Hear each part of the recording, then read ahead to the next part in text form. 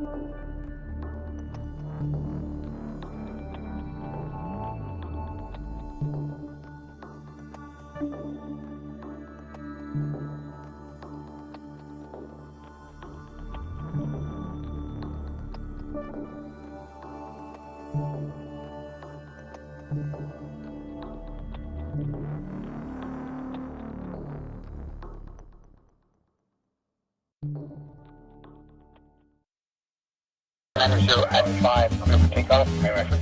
Flight Micro, takeoff on full. People like you, organizations like RampCheck, I love you guys.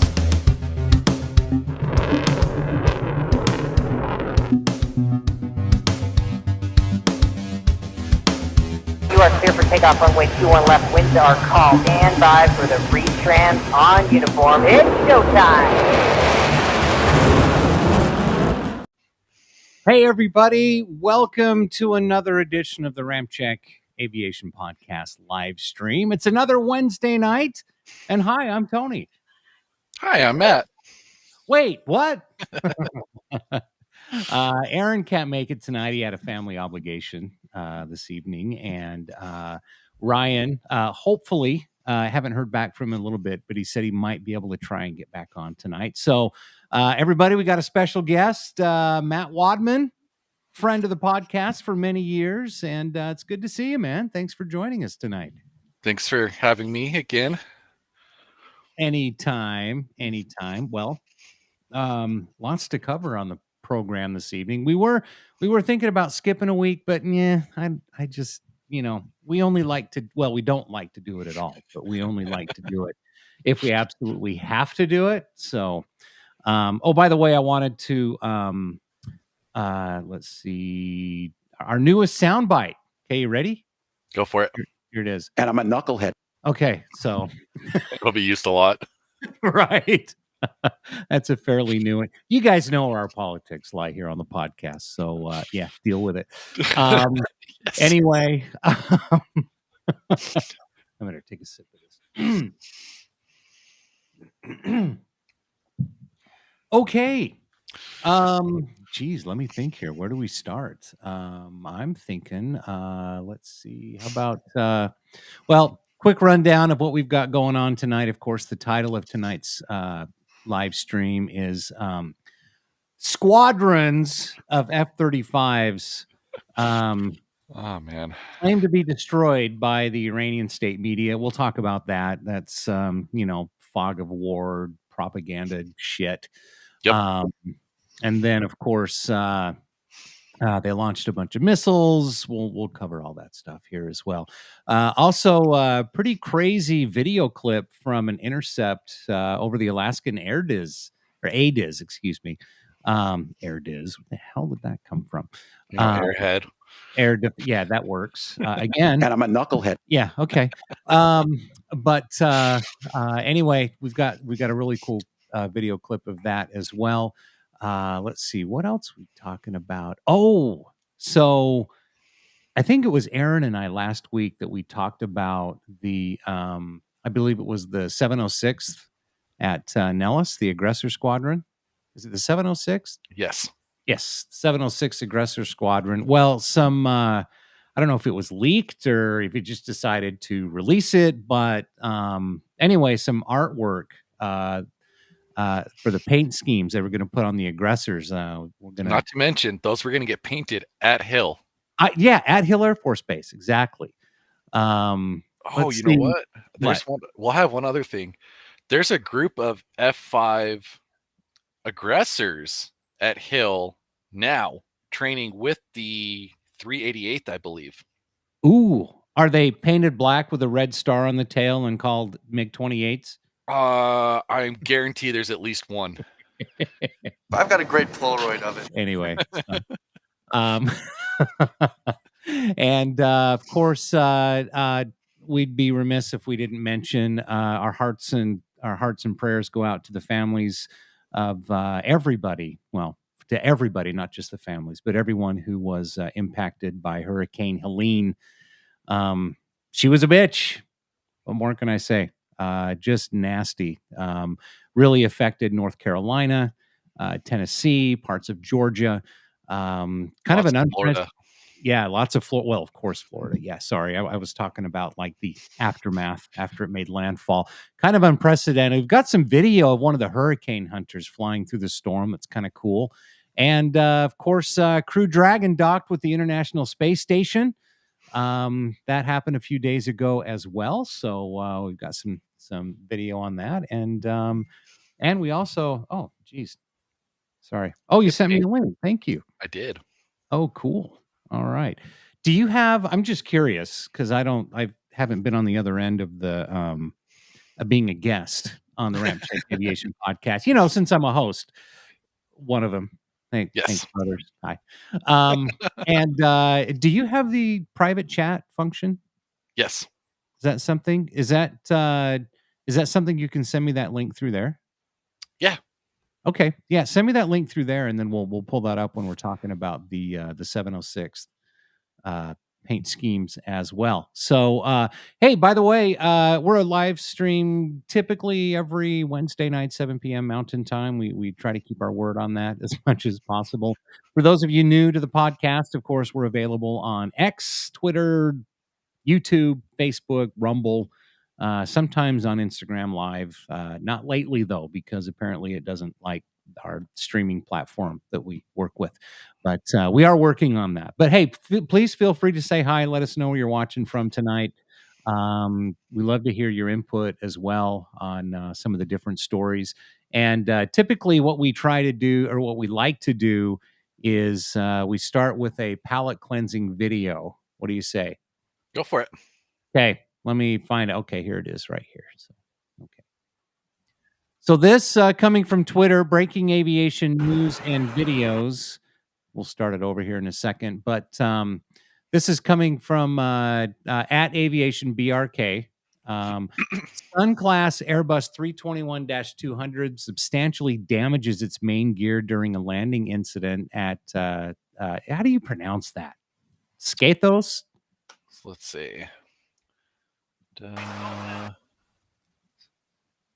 Anyway, it's the one in Greece, the really cool one that a lot of people mistake for St. Martin SXM. So anyway, flight DK 1614 Vic 1614 from Stockholm was arriving at the Greek airport when it encountered wind shear on final approach. That happens a lot. This happened the 15th of September. It was caught on video. And let's see. Guess I should have clicked the show more button before. But anyway, according to reports, the aircraft has been grounded since it's waiting for the landing gear to be replaced. Check out this landing.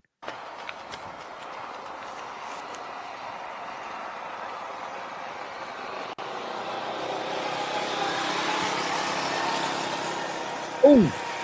Ooh! Ooh! Ouch! Yikes! Wow! I don't know. The landing gear looks intact to me. What do you think? I think you could take off with that. Right? I don't know if you want to landing on that again, though. I know. Check that out. Okay, 1, 2, 3, 4, 5, 6. Wow. Imagine being in the cabin on that one. Yeah, no I have a feeling they're having to replace a little bit more than just the landing gear. You might have to change some seats after that. Exactly. A few seats to replace. Anyway, so yeah, our palate cleansing video for the night. And oh, cool. Okay, I'm gonna copy this. Let's see. And I guess we can just go into this right now if you'd like. Yeah, let's do it. Okay, perfect. So as I mentioned, let's see. Let's go to. Now I'm all messed up because I'm doing this out of order, but that's all right. Okay, so first off, this is the artwork I was talking about. Let's see. All right, so this is coming from Fighterman_FFRC, J20 Aggressor paint scheme designed by Grant Little under the request of the 706th Aggressor Squadron. Hill Air Force Base was ready to paint these jets, but shortly after, the 706 was ordered to divest their F-16 fleet. Bummers. Exactly. Yeah, no check kidding. out some of these cool paint schemes. So, and then let's see. So I don't know which one, but I like the blue and gray right here on the bottom right. It's kind of cool. Oh, by the way, brother Ryan Rumfollow, if you look over the right of that, he commented on that post. Sucks. Let's see. Here's a top view of Dragon. You know that. Oh no, not Dragon, but sorry. Yeah, no, it's Dragon. Oh, is that Dragon? Okay. It's the J20. Oh, gotcha. Okay. And then a little tail flash there. That does look really nice, though. Doesn't that, though? That's just got just a nice, clean look to it. I love the, what do you call those? A fleur-de-lis? Yes, I believe so. Yeah. My dad, he spoke French, so he taught me that word. Anyway, or it could be the year and a half I spent in French class in high school and never really paid attention. That makes two of us. So Dragon is in the top right here. And then, so these are basically just named after the different real aggressor birds, right? You got the Felon. What is that? The Su-57. Su-57, correct. You got your flanker. Su, what, 35-27. I know it's that one, or the fullback. Let's see. Oh, the flanker's the Su-35. There we go. That's right. Yep. So I guess that's the winter version of the flanker, and then there's just the dull gray flanker L. Not sure what the acronym, and then you've got the flanker E, the Echo. Rock slides, kind of cool. Makes you feel like you're fighting in the desert, maybe. You got your fullback. Right, exactly. Fullback, of course, Dragon, and Firebird. So anyway, and then you brought up, I'm going to pull this story up here right now. Those are kind of cool looking paint schemes. It's too bad we're not going to see them. So I have a feeling like that Felon will be on a 35. That would be awesome. I would love that, actually. I'd like to see this paint scheme on all the 35s and the 65th. How many? I mean, they've got enough to do that, right? I think they just need approval, I think is what the holdup is. Yeah, I think, well, of course, you're talking red tape. But before we get to the other part of this, just want to grab a couple of chats here. Jetarazzi, average AA land. You would know. You see him every day. And then we've got AvGeek Joe, 21/5000 Les Vipères sont pour les filles. Did I say that right? That actually sounded quite good. Did that sound good? It sounded at least better than I would have done. Sacré bleu, les vipères sont pour les filles. Anyway, let's see. And maybe that can't be the translations. Russians sure how to paint vipers. Yes, they do. That's AvGeek Joe, by the way. Thanks for watching, everybody. We love it. And please keep those comments coming for sure. And then, so now, Wadman, you just sent me, let's see, let me pull this up here real quick. Okay, so this article here, do you want to go ahead and tackle this one, or do you want me to read it? What damn that I know it looks really good, and I keep waiting to see on like ABS or Flight Tracker to see if they're gonna take off or land, because it's in my damn backyard. Oh, exactly. Yeah, that's way cool. So new aircraft coming to Hill Air Force Base to support the fighter training mission. So is this and pardon my ignorance here, I don't have Hill Air Force Base in my backyard, and Aaron would know the answer to this as well. So I'm kind of embarrassed to even ask this. Does Hill have their own Aggressor squadron? No. So this would be a first for Hill Air Force Base. I don't know if they're staying. I think it's just a temporary thing. Oh, okay. Gotcha. I'm not 100% sure how long they're staying or anything else, but if you look, that second paragraph where it says the Air Force recently awarded Tactical Air Support Inc. of Reno, Nevada, and Jacksonville, Florida, a contract providing adversary air support to the base. Cool. All right. So they'll be around for a minute then, I'm guessing. I would imagine so. And it looks like there's 4 to 6 of them here. So that's really cool. Yeah, there's a little slideshow here at the top of the article. Let's see if we can get it to go again. Oh, actually, I can kind of control it. Oh, shit. All right. So F-35, okay, alongside. Yes, we know that. Thank you, we're Av Geeks. And let's see. Next slide, please. Thank you. Ooh, I like the gray one. Go ahead and scroll up a little bit if you can. Well, let me. I'm at the top. Maybe I can. Let me full frame it. There we go. There we go. Nice. Yeah, those are pretty sweet looking. See, and that almost looks like it's either like the Felon or yeah, it almost does look like a Felon. Yep, it actually does. Let's see what we've got next here. And that's the that's. I think it's just the 3. Yeah. Yeah, I like the paint schemes. Those are cool. They are very nice. Yeah. Hopefully we can get more photos. Yeah, that'd be cool. Hey, they're in your backyard. This is on you, man. Oh, well, some of us have to build very expensive aircraft, so. Oh, like, let's see, like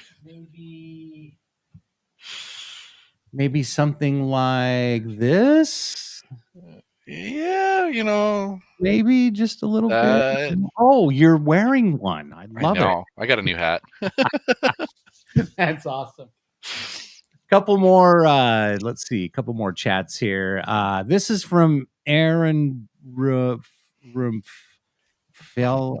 Sorry. Hey, brother, what's up?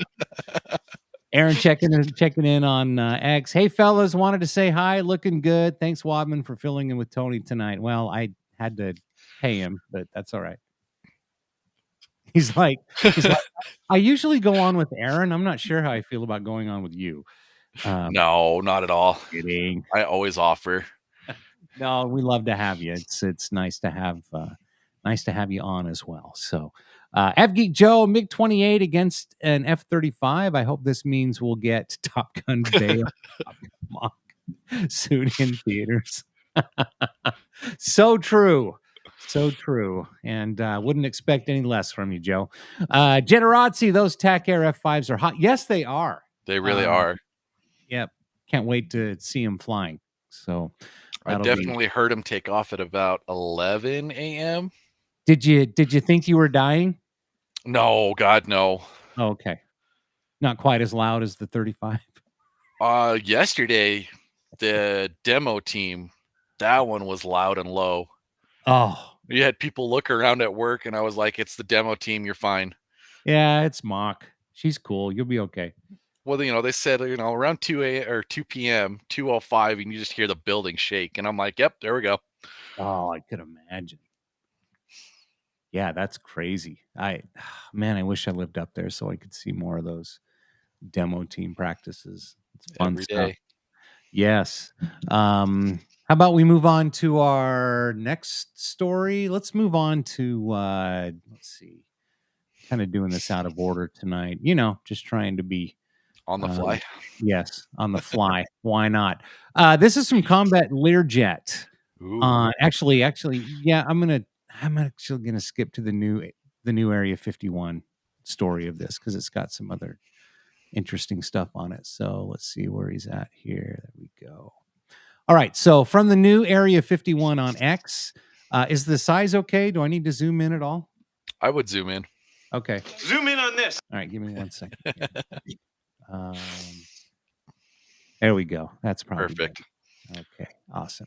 So at the new Area 51, if you're not following them, whoever on X, I recommend it. Same thing with Combat Learjet, of course. Yes. We love Combat Learjet. Had him on the podcast with us. Need to get him on again. If you're listening, dude, contact us. You know how to get a hold of us. Cash 51, which is an E3. This baby right here. Launched from Elmendorf on an 11-hour mission again. Hook 71/73 KC-135s were heard launching out of Eielson Air Force Base. Also, Brat 41, possibly a flight of F-16s were heard.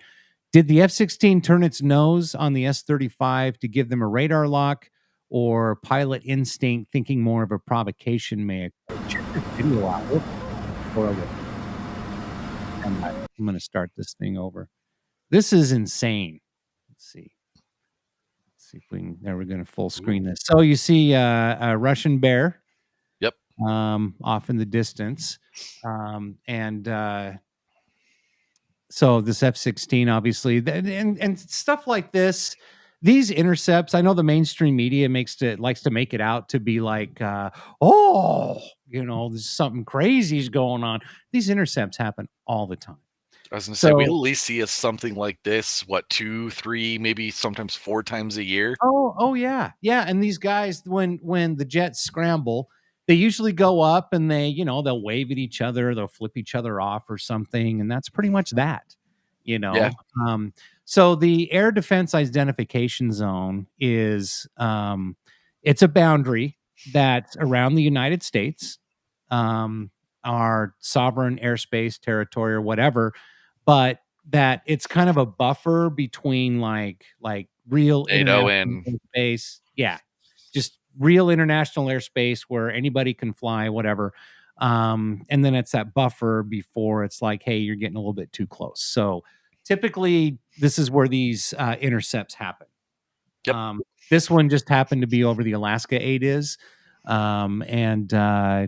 Check this out. See, and listen closely to I'm going to see if I can turn the volume up a little bit. Might be a little bit loud, but listen to the pilot's reaction and what happens.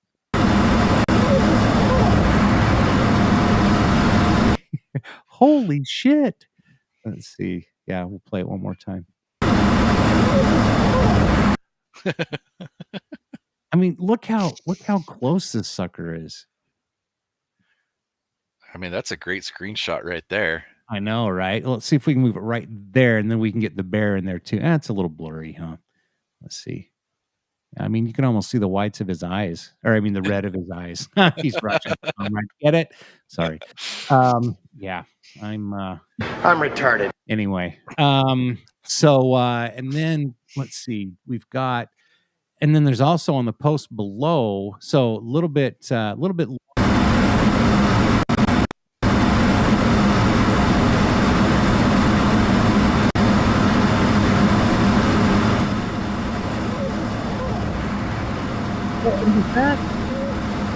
That sound to you, Wadman, like a female pilot? It did, actually. Of course, if I was flying that F-16 and that had happened to me, I might sound like that too, actually. Just getting a little startled. Yeah. I mean, but look how that's obviously an F-16. And then, I mean, just look how close. So I wonder, do you think that was caught, this particular picture, do you think that was caught right before he flew by? Or do you think he's been there on their wing for a little bit and then just decided to showboat a little bit? What do you think? Honestly, I think the bear got caught first, and that's what they responded to. Mm-hmm. And then you have, I'm assuming, Flanker. Mm-hmm. Flanker came back to intercept, or to, you would always trail off a little bit and see the response time. You're protecting your big birds, definitely. And it just, maybe you spook them and see what happens. Because that's the way I'm looking at it, is that's coming up pretty fast, and it's And That's probably what it was. we've seen a lot of these Russian intercepts where they do stuff like this all the time. To fighters, to ewacs, tankers. It seems like they're literally picking a fight or trying to provoke with everything. Yeah, exactly. And I swear, like, you see people commenting on this all the time. Every time something happens, why not they just go to guns and shoot it? Well, sure. Yeah, that's smart. Well, right now, yeah, right? Well, hostilities are kind of nuts over there right now. Whether you're in the Pacific or you're in Europe, it's pretty much everywhere, man. It's like lighting up like freaking Christmas trees, which we have a lovely video of that later. Yes, but it's an international zone. You're not going to start an incident unless somebody shoots first. Yeah, and we quote Top Gun all the time. But at the beginning, you hear, "Don't shoot unless you are shot upon." So unless they're going to start shooting, maybe you go nose on and you try to spook them. But you are never going to shoot ordnance, at least on our side first, unless you are shot upon. Right, exactly. And I don't think they're that stupid. Yep, I totally agree. Of course he's a Rusky, but he's a retard or something. And we're hoping that he's not a retard or something. I don't know, with the way that they're flying. Yeah. Generally. Oh. I still can't believe that was real. I just love it. Oh my God, that's hilarious. And Abgeek Joe, is that a lady's voice? Yes, but I think so. Yes, we think so. Yeah, but then again, like I said, if that was me in the cockpit and that happened to me, I might have sounded like that at the same time. But see, now my next question is who's taking the photos? Is that a 2-seat F-16? Well, that's what I was thinking. Yeah, because those are fantastic photos. Yeah, they are. And I mean, I know autopilot exists and everything else, but maybe that's even why the stick gets jolted as much too, is that all of a sudden you may not want to. Well, the Flanker's not a small aircraft either, so that thing definitely created a little bit of wake turbulence there. Especially, in the video, they cross over in front. Yep. And before they, get out of the way eventually. But yeah, that's and I was thinking that too when I first saw the video. I'm not sure why they would send a 2-seater up there for an intercept mission, though, unless it's for training purposes. Like, hey, we got a training opportunity. Who wants to go? Also, like, information is power. Like, how many units are they sending up? Are they sending just the Bear and one fighter? Are they sending multiple fighters? I mean, is it a diversion for somewhere else? Right. Tensions are kind of high right now, to be realistic. And so it's like the shit could hit it is hitting the fan in certain ways, but like the real shit could hit the fan. But I'm sorry. I think if World War III does start, and I hate to sound kind of dark here, you're going to have to just crack open a beer, go out on your patio and watch the fireworks, because it's not going to last very long. No. Somebody's going to be dumb enough to hit the button. Press the really red button. And if World War III starts, it's not going to start with a Russian Bear and a lone flanker flying up in the Alaskan ADIZ. It's going to be hypersonic intercontinental ballistic missiles. So let's just hope we don't get there. Okay, cooler heads. No kidding. Prevail. Thank you. I like doing this podcast. I don't want to have to stop. No kidding. And I don't want to have to give the podcast in Russian or Chinese either, because those are hard languages to learn. Yeah, you're no kidding. Just saying. So anyway. How dare you? Oh, sorry. Wrong one. Anyway. Also, Avgeek Joe says, that's true, Matt. But after that Su-35 maneuver, I fear I would have gone to guns. I mean, if he came back and did it again, or if let's say that he got a little bit too close and maybe clipped the wing or did some kind of superficial damage to the aircraft that didn't cause it to go down, is that an act of war? What do you think? I'm sure there's somebody on the line already going, hey, this is what happened. Do I have permission? Mm-hmm. Or Well, and that's not the only aircraft up there either. I guarantee it's not. Doing that intercept, yeah. So who knows if there's something 5, 10, 15 miles back? How close is it to either base in Alaska? Can you launch another aircraft that quickly? well, I mean, and in the new Area 51 post, it said there's an AWACS and 2 KC-135s that are up right. there. So what's so what else? tugging along? Mm-hmm. I'm guaranteeing it's either a flight of Raptors or F-35's that are a couple hundred miles out that have their sights on these guys. Oh, 100%. Yeah, nobody would even know they were there No. before they got shot down. So anyway, that's kind of interesting. So, Food for thought. it is. It is. This is what I was gonna. Let's see. This. Oh, here it is. Okay. Sorry. Hey, everybody, don't forget that it's a live show every Wednesday night, 7 p.m. Mountain Time, right here on X, Facebook. Let's see what. Oh, YouTube, Rumble. And if you're watching us for the first time, please, wherever you're watching us, head over to our YouTube page, give us a follow. It's absolutely free, doesn't cost you anything. Check out some of our content. We've got a lot of great shorts up there. We've got some great long form videos. Aaron does a great job putting those together. And then, yes, we've got some great stuff and some new stuff from a local air show. There's a video out there right now that captures some of the flying of the old Blue Angels T-33 that actually lives here in the state of Utah. So he's got some good footage of that. If you missed out on the live stream, of course, just click the live tab, and there's a complete rundown of all our live streams since we started doing this thing on video, which seems like yesterday, but it was. It almost does. It really does. But we got a lot of episodes under our belts, and we thank you guys for watching. Definitely.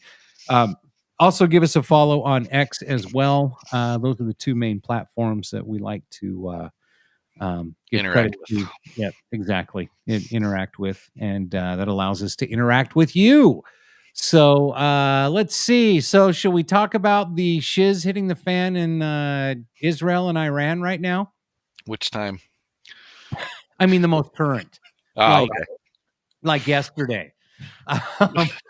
So let's see what we got here. Let's see. Is this? Yeah, this is the one right here.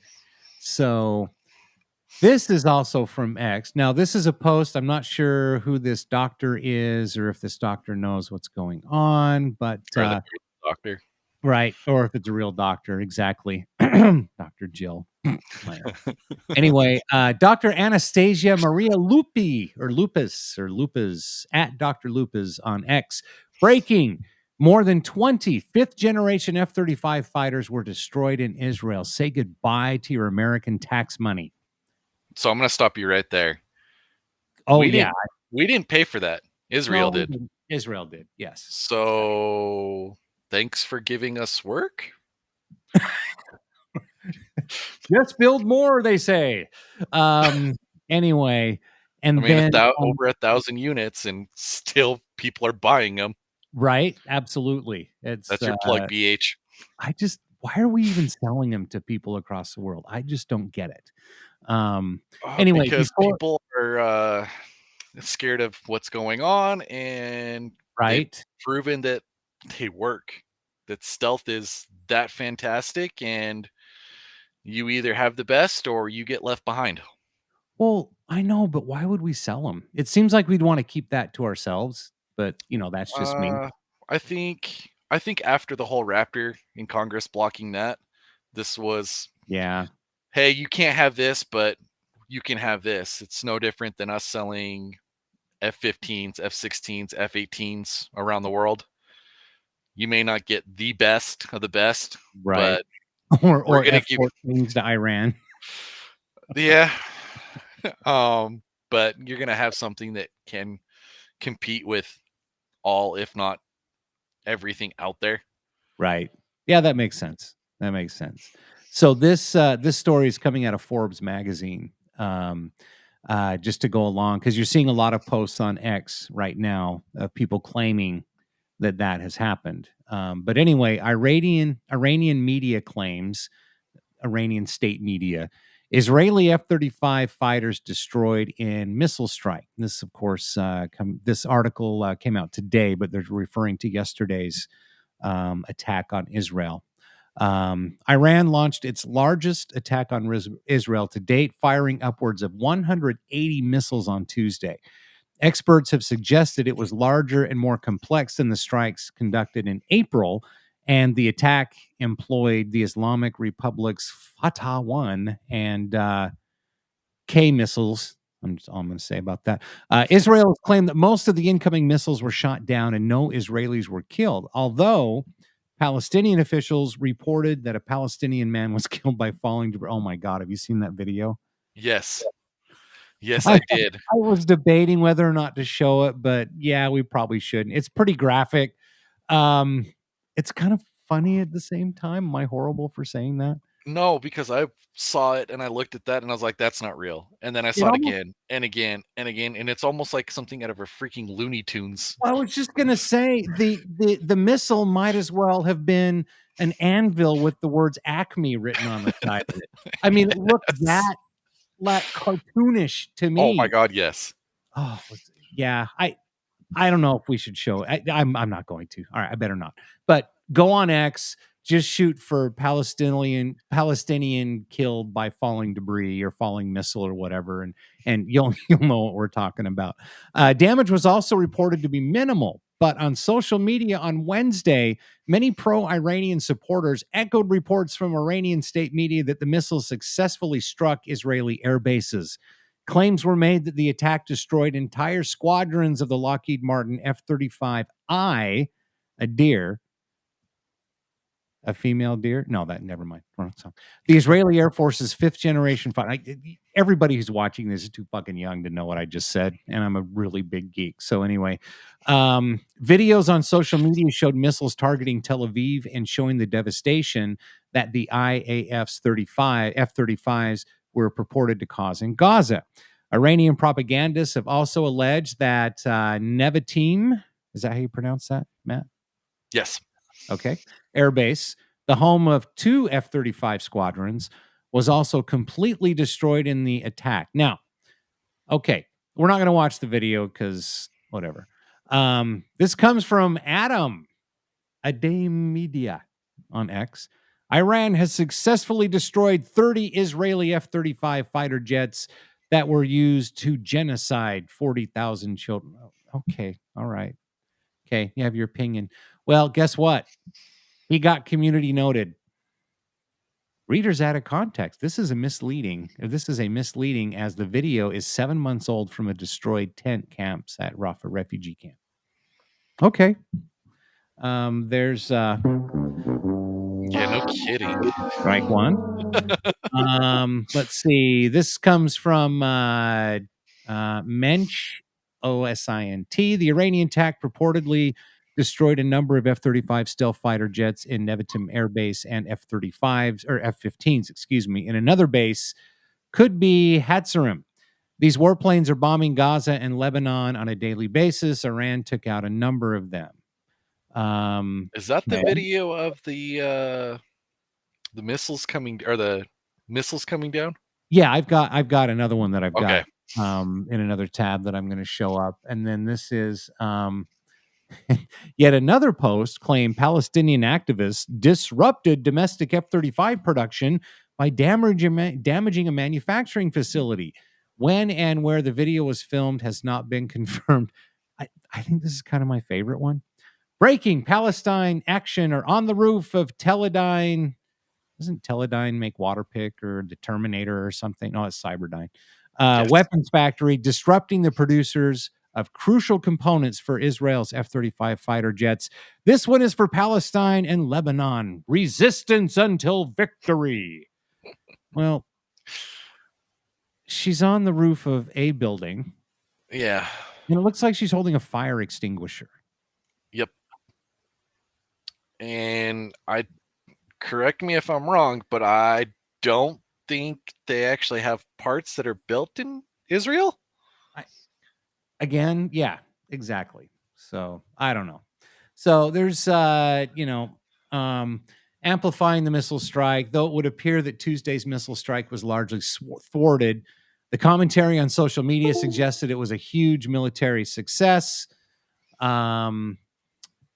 The news was shared by those who may have believed the original post, making it seem even more credible.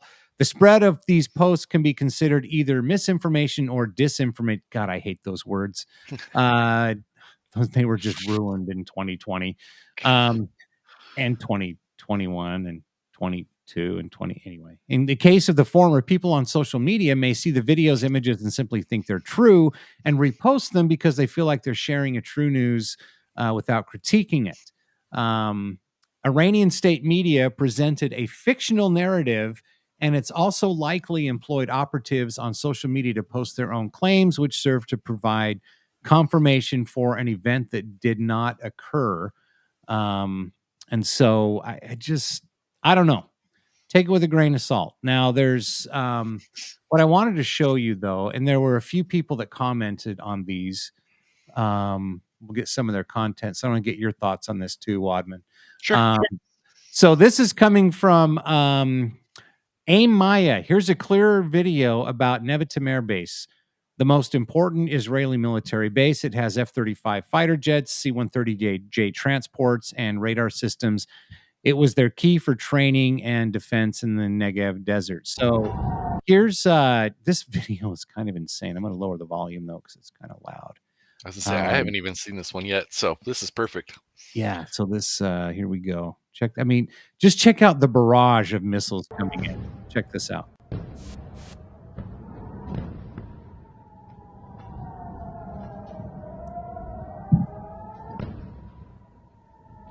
I mean, it looks like it's impacting like flat terrain, so it could be an airbase, maybe. I don't know. Yeah, I mean, I think there's another video just under here too. That's pretty impressive. Oh yeah, this one's nuts, dude. Check this out.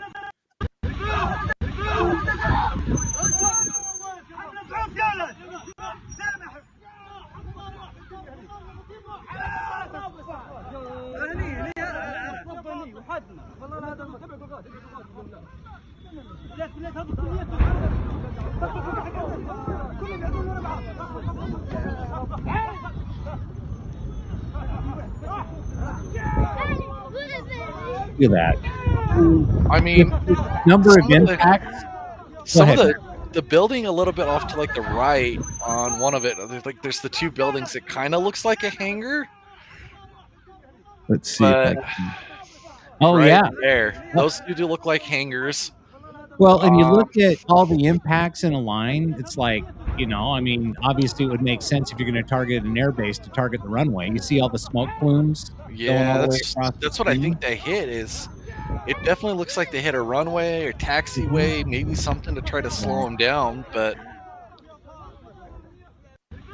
what I think is crazy is you've got all these cars pulling up and everyone's getting video of the incoming missiles. Do you think they're a little bit desensitized to what's happening?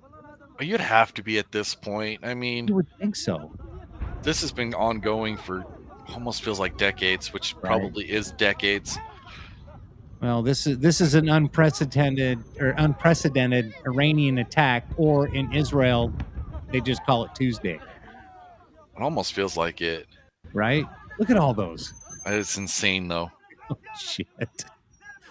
Yeah, wow. It's sad and unfortunate that that's just the reality over there. And obviously, I mean, you hope that people are okay and everything else. Like, war is never fun. Mm-hmm. Yep. So I want to read a couple of the comments here from people. Let's see. This is doing the rounds on social media, but it's a lie. Maybe you can show the photos of the destroyed aircraft. Ding, ding, ding. That's what came to mind for me. Might add to your lack of credibility.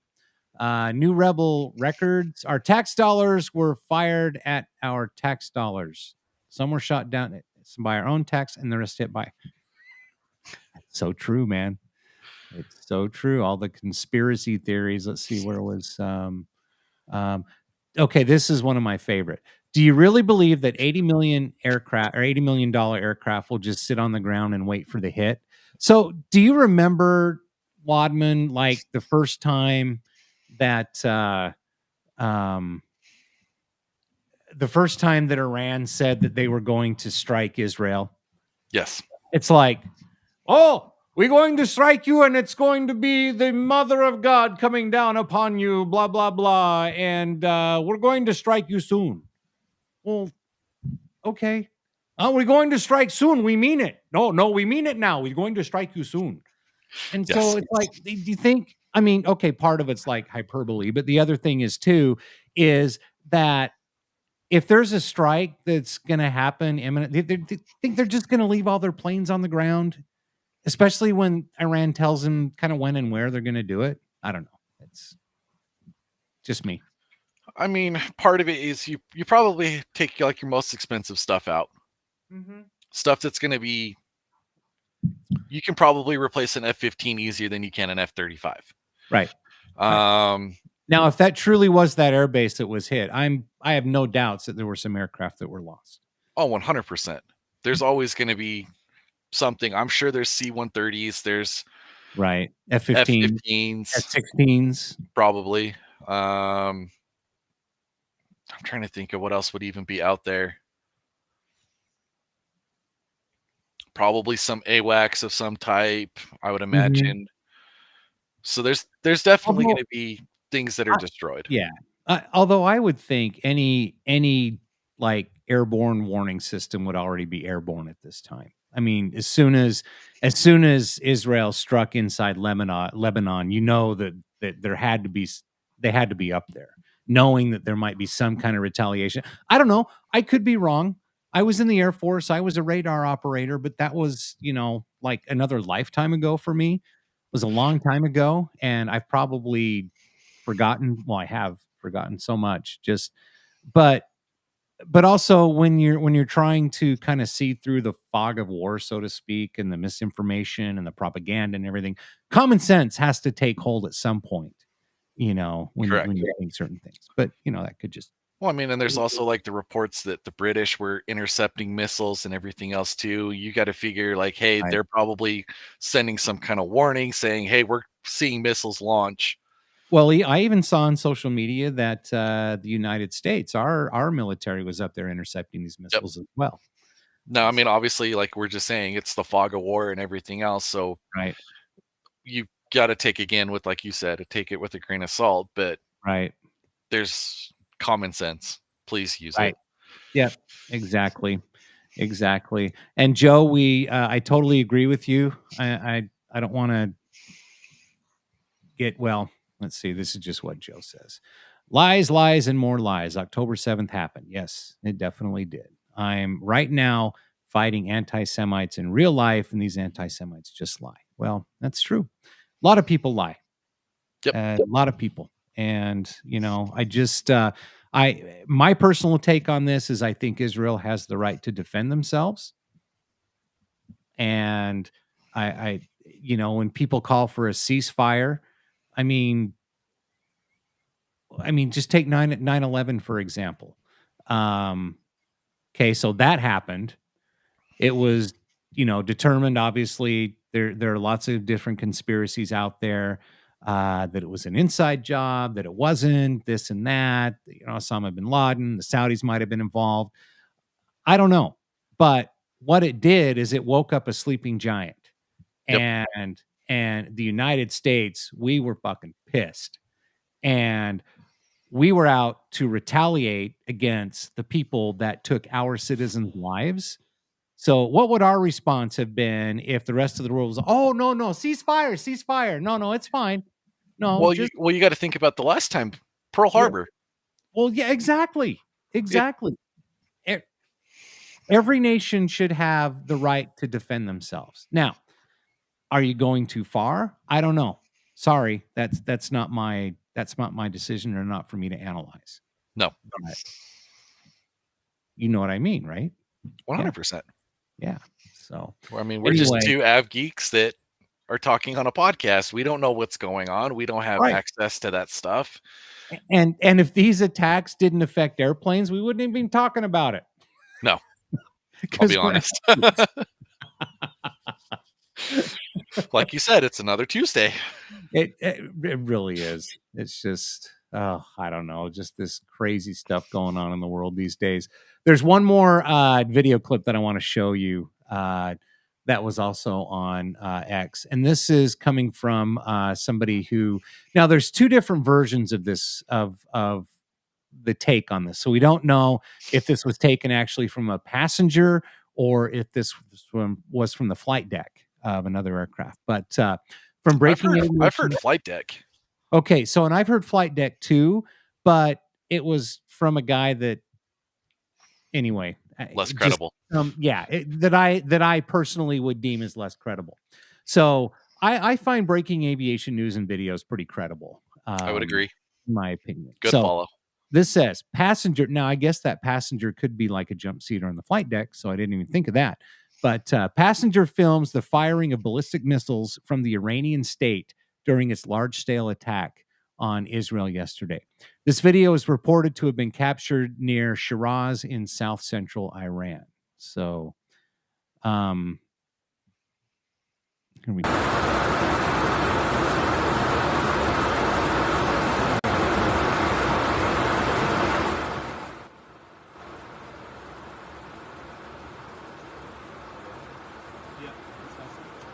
Oh, you know what? No, I don't know.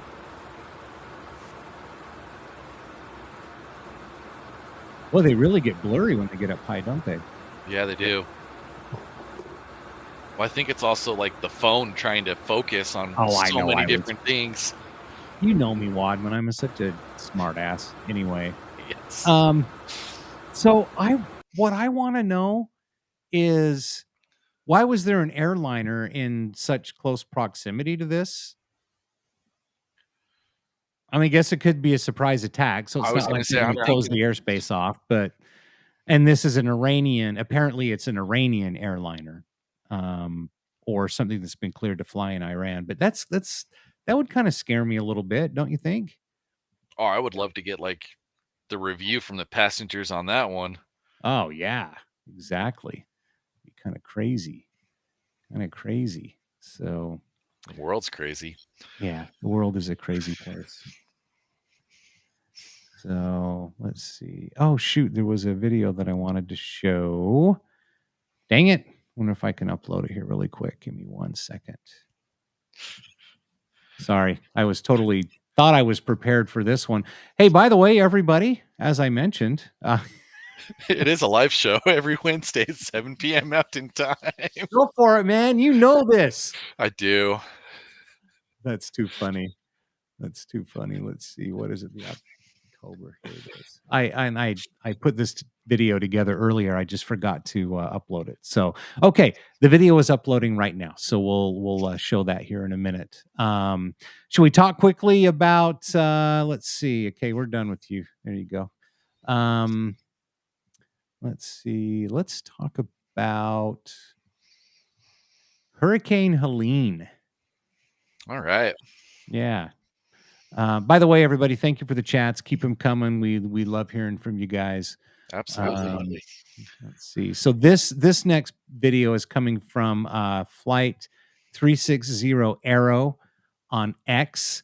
This is crazy. So, and it's crazy to me that Fort Lauderdale was still like operational amid the arrival of Hurricane Helene. I know that at one point it closed down, but Spirit Airlines, they're trying to get everything out of the air so that they can hopefully get home.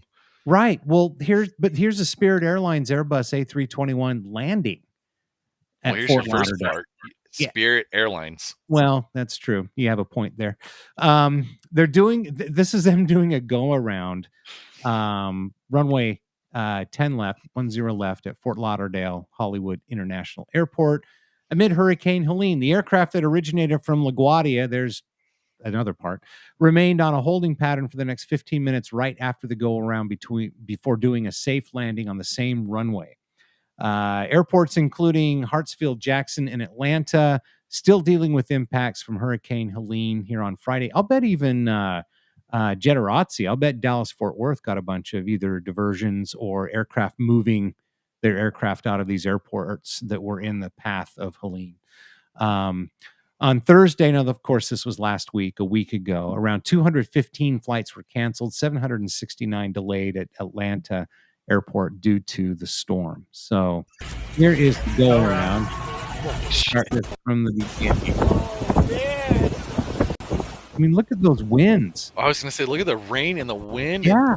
Why? I mean, it looks like a model airplane It does. being jolted around. Well, like, here's the thing, too. Like, I thought maybe it was, like, before the hurricane hit. That's full-blown hurricane is there.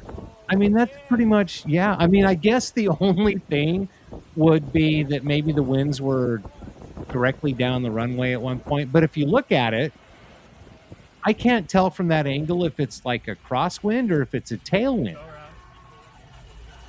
But, you know, in the, you know, in the aviation regulations, you know, you can't land or take off with a tailwind component of 10 knots or greater. Okay. That's more than a 10 knot tailwind, Yeah. if that's the case. So I don't know. Maybe it's just an illusion. We don't know exactly what direction that was coming from. But another video here on It X. does look like it's coming. If you look at the rain coming off the road, that almost looks like it's a tailwind. It's coming right off. Yeah, that's what I was thinking. What it looks like to me. So yeah, that's kind of crazy. Man. Let's grab another quick chat before we move on here. Let's see. Okay, I've Geek Joe. Thanks, dude. Appreciate you chiming in. Have a good night. We'll see you, man. Jetterazzi says he was off, but Navy Fort Worth got a ton of AC-130Js and MC-130Js plus VP-30s and P-8s. So, all right. I'm sure they unloaded everything they could. Oh, yeah, exactly. And yeah, you don't want to keep those in the way. So thanks for that heads up. Here's one more video I wanted to show you guys. This is actually the flight crew of one of the NOAA reconnaissance aircraft. I think they're on a P-3 Orion. It doesn't say. Oh, yeah, there it is. It's a WP-3D Orion. There we go. Spot on. Yep. And because I didn't quite read it at the very beginning the first time I saw this, and I thought, oh, no, that doesn't look like the flight deck of a 737 for sure. So it's not a Poseidon, obviously. But anyway, let's. I'm going to turn this volume down ahead of time. All right, let's check this out.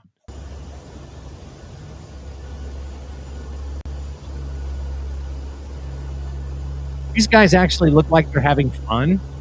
Oh, 100%. That's probably the greatest roller coaster ride of your life. My first reaction is, where the vomit bag? So, and I'm wondering too if they just hit a calm spot or if they actually pierced the eye, because it starts to smooth out here. Check this out. I'm thinking they pierced the eye. That's kind of what I'm thinking too.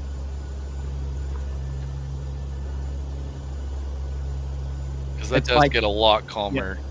Just like instantly too. Look at that. Oh, yeah. They look at each other and laugh. Dude, that was fun. Let's do it again.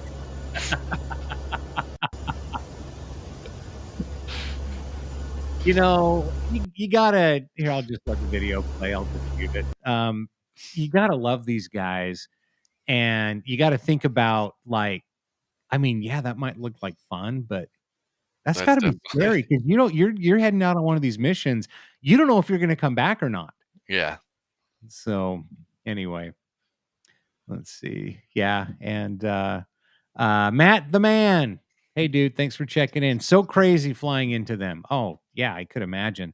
When I was at Keesler Air Force Base in Biloxi, Mississippi, they had the C-130 Air Force Hurricane Hunters were based out of there. And, Really? Yeah. That's, Are they still there then? I don't know. I mean, dude, you're talking about like 1987. Yeah, and military doesn't like to change. That was a long time ago. I know. I would imagine they are. I mean, they're in a perfect spot, right there on the Gulf Coast. But yeah, that's kind of cool. All right, what else we got here tonight? Where is my? Oh, I know what we're missing. Let's see. The wheel with the Boeing, SpaceX, or whatever that we have to spin every week to see which disaster's coming up. God, do we even want to talk about it? I mean, good Lord. It's just like, again, we'll just spin the wheel. It's I going to be know. one of the four. It's going to be one of them, and it's like they just can't catch a break. Poor Boeing, dude. I mean, it's like really, again.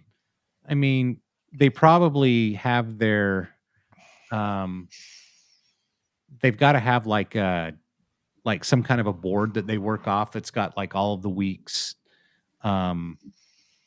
crises going on.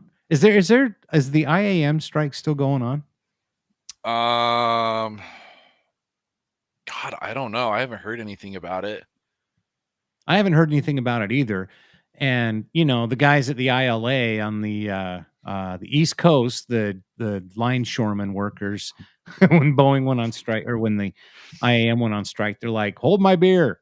Right. Yeah. Have you seen that guy talk? No. He gave like an interview, and he gave this big long speech about, and it's like, damn, number one, you realize the impact that they can have, but the scarier thing is they know the impact that they can have. And apparently this guy made like $700 some odd thousand last year, and an additional like almost $200,000 from just because he's the president of the union or the association or whatever. If someone's living rich like that, and the rest of the line shoremen, yeah, they're making good money. I don't know. I'm gonna stay out of that one. But I wanted to show you. Here's that video that I put together. The Dutch, the Royal Dutch, or the Royal Netherlands Air Force, just retired the last of their F-16s. Oh, they did. That's right. They did, and this was last week as well. I guess they didn't want the KC-10 to get all the glory, so they decided to, retire. Well, Airbus didn't want the KC-10 to get all the glory because they just retired the A310 MERT, the MRTT. I guess that version of tanker was finally retired after 45 years of service as well. So, dude, we're getting old. Our favorite airplanes are all retiring. Yeah, they are.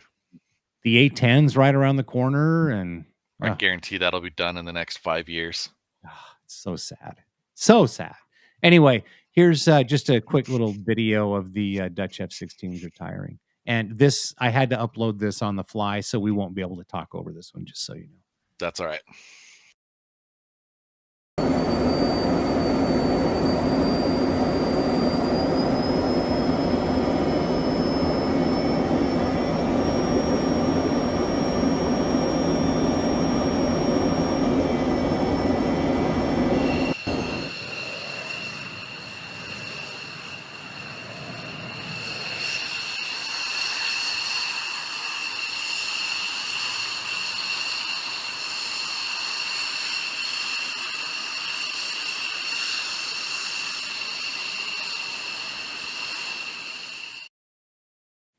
All right, so there you have it. That was it. Final flights of the Dutch F-16s. Well, final flights of the Dutch F-16s as Dutch F-16s. You know where they're going? My guess is Ukraine. I saw that, and I'm like, I think that was like one of the first things, is that they were receiving the training in the Netherlands, because they're going to get those F-16, so you might as well train them on the ones that. Might as well, right? Right. You get comfortable with your jet. Yeah. Oh, just that situation over there needs to just end. Jetarazzi, that union boss, is a real chode. He is, man. That video at the beginning, you kind of feel bad for him. It's like, oh, these poor guys are not getting paid enough. They're being replaced by automation. Welcome to the 21st century, blah, blah, blah. And then he starts going off and like making these threats. It's like, dude, you're kind of a dick. Anyway, so, but Yawn. yeah, that's not aviation related. So, I mean, it is and it isn't. Like, you want to pay your workers a fair salary, but you also need to make profit, and profit helps get more projects. And it's exactly. it's a hard line to toe. And you know what? The other thing too is, and you know, the aviation industry, especially commercial aviation, it's kind of being threatened by this too. Right. I mean, you look at the level of automation in these aircraft now. I mean, you can literally at the gate sit there, program the entire flight into the FMS, Yep. and then, I mean, you're almost there where you could just press a button and the entire thing would just go without you. And you know, obviously you've got to take off, you've got to land, and thank God we have 2 pilots in the aircraft. I think. Well, I mean, I've even heard you don't even have to land. There is some planes that have the automatic landing if the conditions are awful. The Lockheed L-1011 had auto land. Yeah. And I think even like what the 737, I think has it, if I remember right. And I'm sure the 787, the 777s, Airbus has got. Yep. So exactly. How much sooner until they start taking off on their own, and then Skynet. Yeah. And then Skynet, and then we're all dead. Yep. I mean, AI is here, dude. Yeah, no. It's kind of creepy. But the point I was trying to make is they're talking about, you know, being replaced by automation. Now, I understand that there has to be a balance in between the two. There has to be. Agreed. But in today's world, when automation makes things more streamlined, in certain cases it runs more efficiently. So there's got to be some kind of a balance. Now, I think that there will be jobs out there, unfortunately, that'll be replaced completely by machines. Yep. Which is kind of sad and scary at the same time. But you know, it's you just got to find a way to take care of your employees, but you can't take care of your employees if you can't make money either. Correct. And I think going on social media or going on television and making yourself look like, I mean, just a selfish prick like this guy did.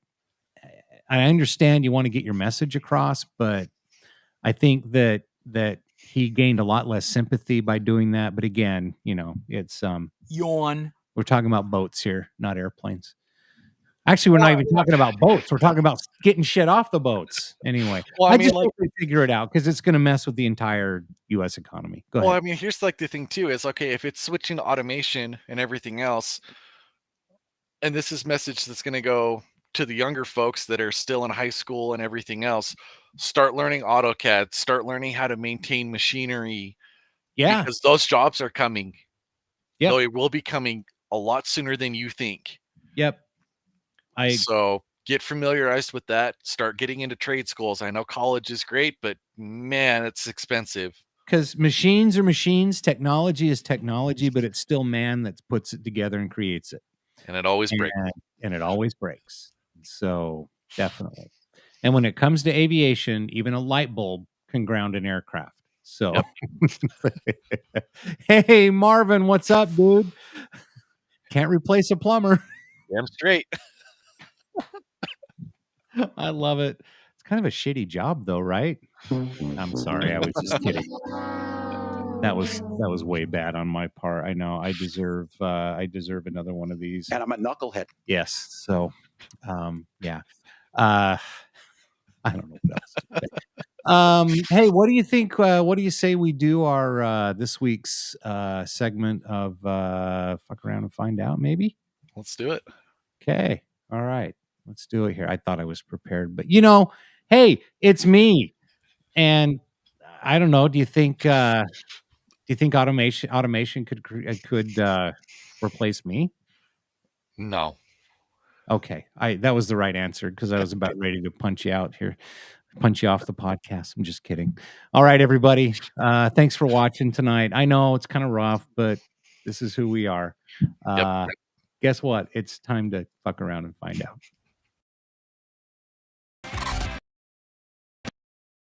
The more you fuck around, the more you...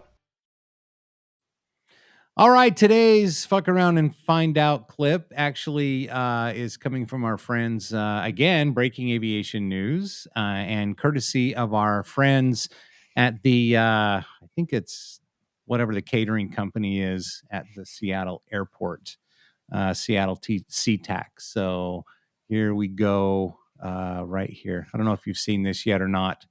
So from Breaking Aviation News at BRK, Alaska Airlines 737 damaged after being struck by a catering truck at Seattle Airport.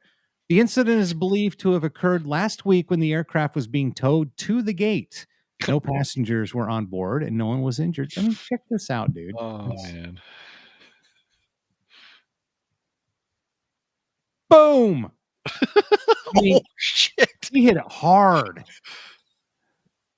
Oh, God. Here's another thought angle. He was there going another? fast. Yeah, check out this angle. So, okay, before we continue, Okay. I want to back up here. So, for those of you who have worked the line, okay, where should this guy's attention be? He's a wing walker. He needs to be looking all the way around, right? Yeah, he's looking the wrong way. He is looking the wrong way. I mean, because you have your marshal that's guiding the aircraft in. Right. You should have a wing watcher. So you have one that's. You don't even have a guy, at least not that we can see, but you have the guy on the right. He's towing in, or what's he doing? So I think he was walking along, or maybe did he get out of the tug? I think he got out of the tug just to check.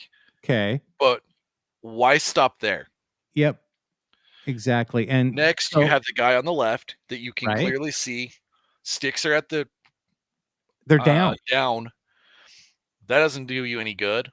Nope. No, obviously, the catering truck needs to be a lot more paying attention. Well, look how close he is to the aircraft in the first place. Exactly.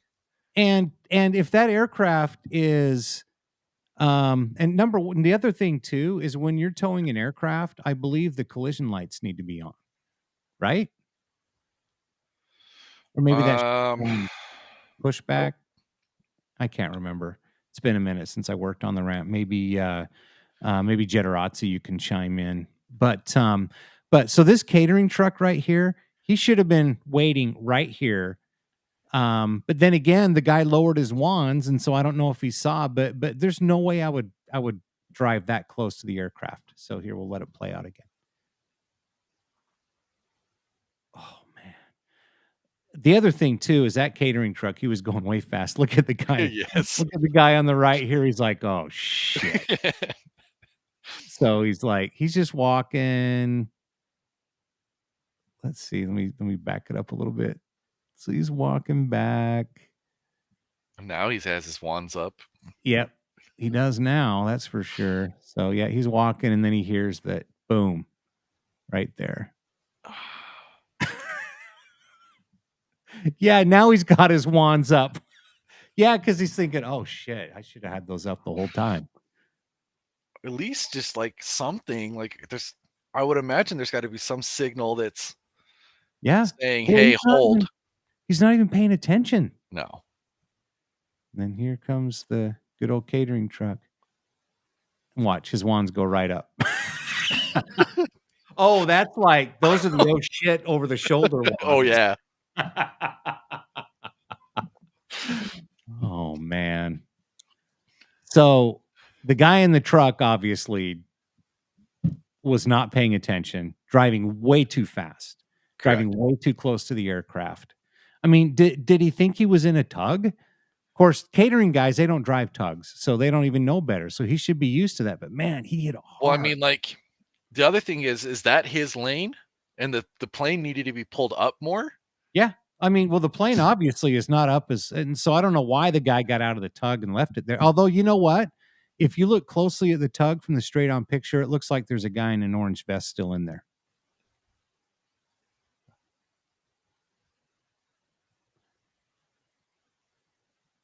Anyway. So what the hell is the other guy doing? Like, yeah, just.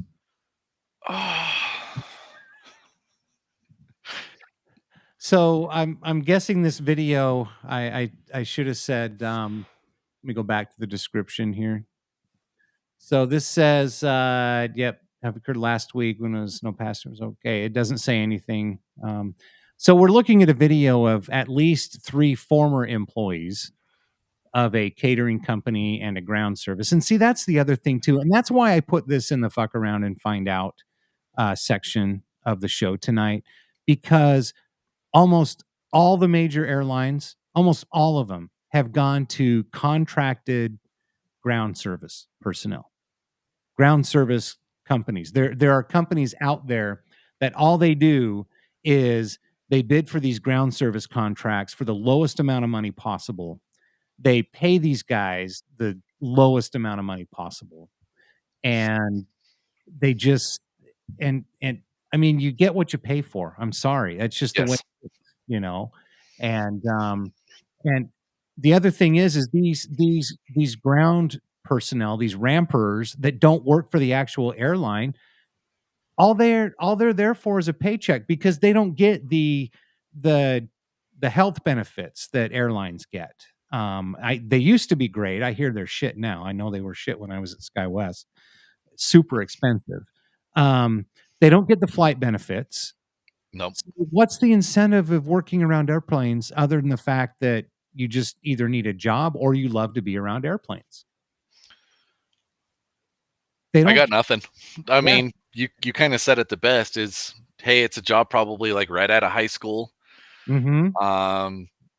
You don't need a lot of experience or anything else. And maybe this is a perfect training video. Like, I mean, we spotted 4 instances where you have, it doesn't look like you have a marshal in the front, or unless that's what the orange vest is for. You have your wing walker on your left-hand side that's not watching the wing. He's watching the tug, which that's not your responsibility. Hopefully you had another wing walker on your right-hand side, but either way, you can't see through a plane. So you're not going to see that catering truck, and you potentially have a person in a tug, or there's so many things wrong with this that, hell, I haven't even worked on a ramp and I'm already watching this going, what the hell are you doing? Right, exactly. So Jetarazzi says, fucking Sky Chefs, they are the worst aircraft operation area drivers. Yeah, I wouldn't doubt it. This is Marvin chiming in. Blinker over the shoulder. Proceed with caution. Yes. And so Jetarazzi says no APU means no lights, obviously. That makes sense, which also doesn't help. And Marvin says he did not know that. And Jetarazzi also says Alaska's handlers are from a wholly owned subsidiary, McGee Aviation, at smaller stations, definitely contracted out. Again, it's a way to save money. And I think that, the airlines, they made big mistakes by doing that, because, you look, the only one that I know of that is strictly, and maybe this has changed, in recent years, but Southwest Airlines, at every station I've ever been to, it's always been a Southwest Airlines crew. Yep. Ground handlers. They're out there, they're dressed in the same clothes, AKA, same uniforms. They take pride in what they do. They look like they're having fun out there, with the exception of a few. There's always a few bad apples out there. Well, and sometimes you have a bad day, you have crappy weather. I mean, it's going to start snowing here in Utah soon. Yep. And they're not going to be happy. And the ramp is kind of miserable to work. I'm sure. You're out in the cold all day, every day. You got the blazing heat, you had 10 degrees, and I'm sure it's not fun. Yep, exactly. Marvin says, didn't know they were contracted out. Had a friend with Southwest Airlines. Yeah. So Southwest Airlines, again, I don't know if this is a good or a bad thing, but they're union represented. Okay. That's one thing. That's neither here nor there with me. I worked for an airline where I was required to be a part of the union, and the only benefit, and not even benefit, that I saw, the only reminder that I saw I was represented by this union was like the $100 payroll deduction every 2 fucking weeks. And I never saw anything else from them. You know, it's a, oh, hey, here, make sure you elect your union people or whatever. So, but again, they get the flight benefits. They get the same benefits that everybody else that works for the airline does. You know, working towards a great retirement. I'm sure there's education programs, but these ground service, I mean, they pay these dorks minimum wage, and Probably. you know, or at least the smallest amount that they can get away with. And it's a revolving door at places like this. So you don't have people that have been there for 10, 15, 20 years, not even 5 years, not even 2 years. And so, anyway, I've never been a fan of contracting out your ground handling, even your customer service. You contract out your customer service for an airline? Does that even make sense? Yes, I could see customer service because you can pretty much do it behind a computer. You can get all your information and everything else there. I do feel like your ground crew and your baggage should be in-house because you're connected to the airline. Right. But my argument for customer service not being contracted out, that's a huge disservice to the passenger. Because a person that's contracted, they clock in, they watch their watch or their phone all day long till it's time to clock out, and then they go home. And they get their pay. As long as they get their paycheck every 2 weeks, that's fine. They might get some kind of a benefits package if the company's big enough. But they don't give a shit about the passenger. They don't care. They're not vested in, oh, this might give my company a black eye. It might do this. So again, that's my argument for it. But yeah, I don't know. I've done customer service for a contract like that. Have you really? How'd you like it? It was actually a lot of fun. I mean, I did it with DirecTV, so it wasn't terrible until you had contract disputes and people's channels were disappearing, and then you got cussed at like crazy. And I understood it, and I mean, some people were really nice about it, and some people weren't. But I mean, you're still representing essentially the company. Well, and a lot of times you're the first, or not only the first, but the only contact that customer is going to have with who they think is the company. Correct. So, I mean, you still want to make your company look good. So you still want to follow your lines and do what you need to do. But it's a lot harder as a contractor because you're not like the company. Yeah, I mean, that's true. I just, yeah, it's cheaper. It looks good on the bottom line, but you know, I guess it is what it is. Before we wrap this segment up, Jetarazzi at DFW, United, and Delta are handled by their own people. American obviously has their own people, and Envoy does the regional affiliates. Okay, that makes sense. See, and again, but going back to that comment, so a separate company does the regional affiliates. Okay, so United Airlines has United Express, Delta Airlines, Delta Connection, American Airlines, American Eagle. Alaska, theirs is Horizon, which is it's a wholly owned subsidiary. I mean, it's the same company, just their regional brand. But so United Express is still bearing the United logo. Delta Connection still has the Delta logo. American Airlines or American Eagle still has the American logo.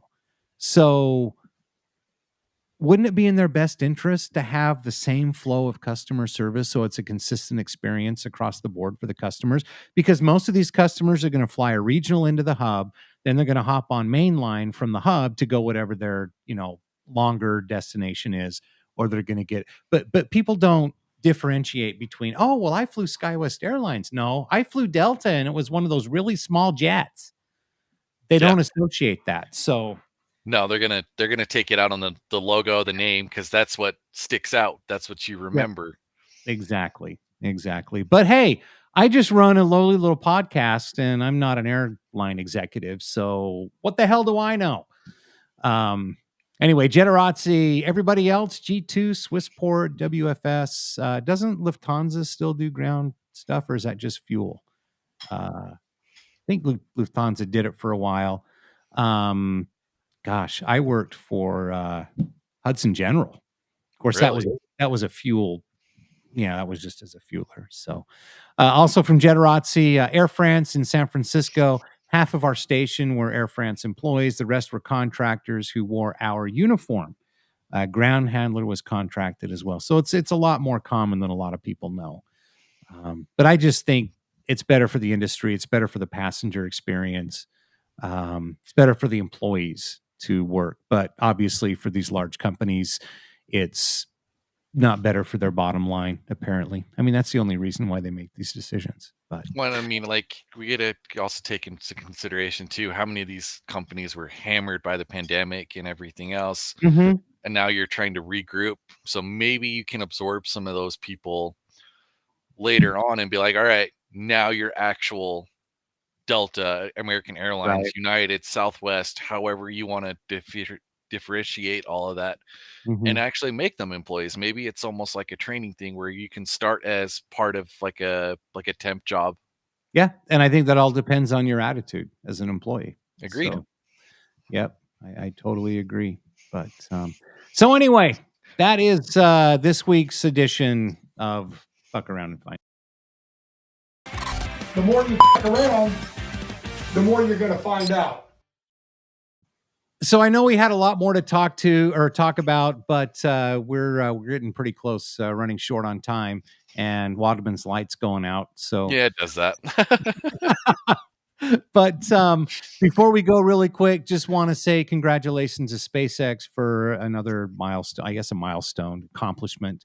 The Crew Dragon has successfully docked with the space station, the International Space Station. They had a full crew minus 2 because they needed 2 extra seats to get Bail the Boeing out. Starliner astronauts home. That's the good news. The bad news is they're going to be up there for 6 more months. So anyway, Darn. I hope you packed extra underwear, you guys. Anyway, yeah. And the other thing I wanted to mention really fast before we take off is so the new comet that is going to be a lot more visible in our night sky coming soon.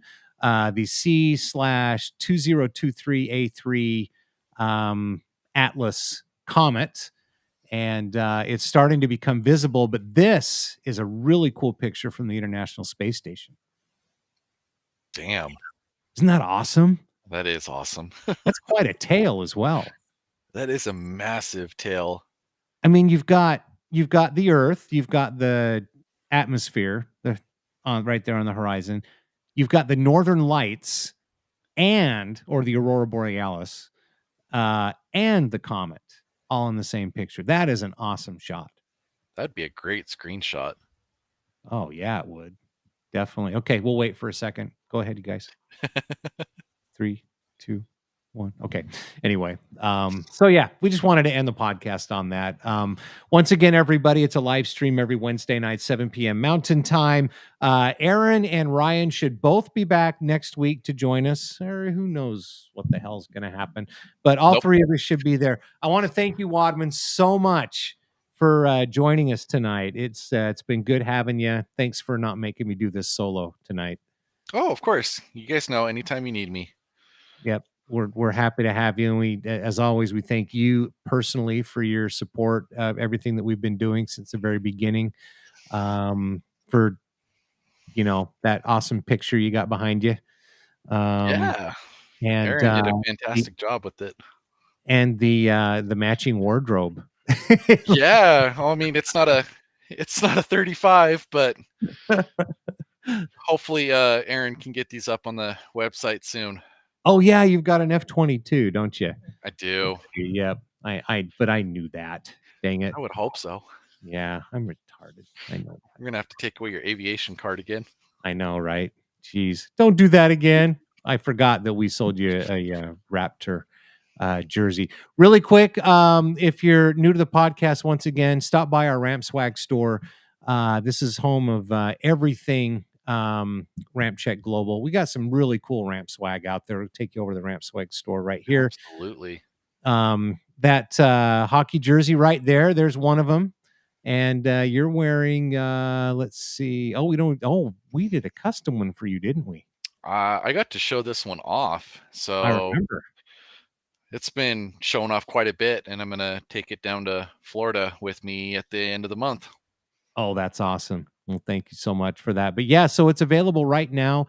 The Splinter Blue Camo hockey jersey. You got your 52 Bomber, your 21 Bomber, of course, the Raider, B2 Spirit, and the B1, the Bone. We've got a lot of great stickers, some fuck around and find out stickers that are awesome. They are.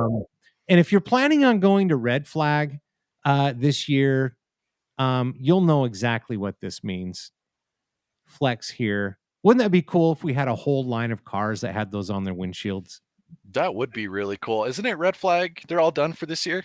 Yeah. So the next one will be 25-1. Geez. Well, it's always like you say, Christmas is right around the corner, people. Exactly. If you know an Av Geek, especially one that goes down to Red Flag, that'd be a great stocking stuffer or something to go under the Christmas tree. We've got stickers. We've got shirts. We know Generazzi's a fan of our button-down shirts. He's got a few of those. While you have that up, Yeah. Congratulations to Mock for making the rank of Major, I believe. Oh, no way. Major closure. Oh, we got to update our sticker then. I think Aaron did make a post about it. Okay. But he scratched out Captain, and I think it's Major now. Well, I wouldn't doubt it. I mean, she is the commander of the demo team, and so was Bea was a major when she ended her military, or actually her active duty military. But I mean, there's so many cool things up here. You've got swimwear, you've got t-shirts. Just take a minute, head over to the Ramp Swag store, www.rampcheckglobal.com. That gets you anywhere and anything RampCheck you need. Again, Christmas is going to be here before you know it. I mean, hell, the election's coming up in 4 weeks? Yeah. And so anyway, yes. Thank you again for watching, everybody. Hey, Wadman, dude, yes. You are the man. Thank you so much for joining us tonight. Thank you again for having me. I'll look forward to doing it again shortly. All righty. Okay. Thanks a lot, everybody. Have a great night. See ya.